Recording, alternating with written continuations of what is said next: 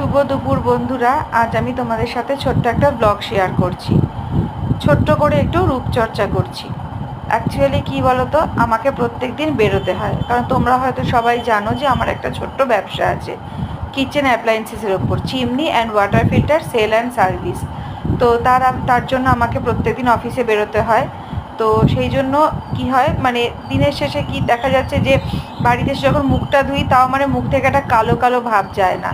তো সেই জন্য মানে আমি চেষ্টা করি প্রত্যেক সপ্তাহে অন্তত একদিন, অর্থাৎ সানডের দিন একটু স্কিনটাকে প্যাম্পার্ড করার জন্য।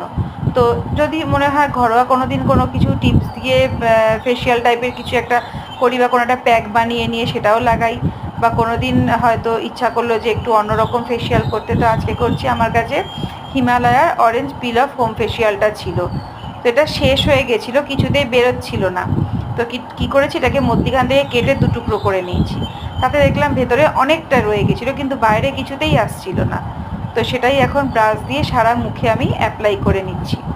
একটু পরে শুকিয়ে গেলে এটাকে তুলে ফেলবার, তুলতে গিয়ে তো আমার জীবন বেরিয়ে যাবে। কারণ কি বলতো, আমার মুখে প্রচুর ছোট ছোট পশম রয়েছে, আর এই পশমগুলো তোলার সময় খুব টান পড়ে, তো খুব ব্যথা লাগে।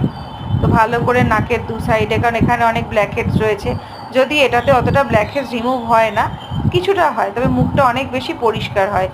এই ফেসিয়ালটা আমি অনেক দিন ধরে ইউজ করছি। তো এটা এখন ভালো করে আমি মুখের দুদিকে ভালো করে অ্যাপ্লাই করে নিচ্ছি। লাগাতে গিয়ে তো খানিক আইব্রোতে লেগে গেল, খানিক সামনের ছোটো ছোটো কুচো কুচো চুলগুলোতে লেগে গেল। ঠিক আছে, চলো, কোনো ব্যাপার না। তো এটা করে নিচ্ছি। তোমরা কে কে এই প্রোডাক্টটা ইউজ করো আমাকে কাইন্ডলি একটু কমেন্টে জানিও। ঠিক আছে, চলো, বাই।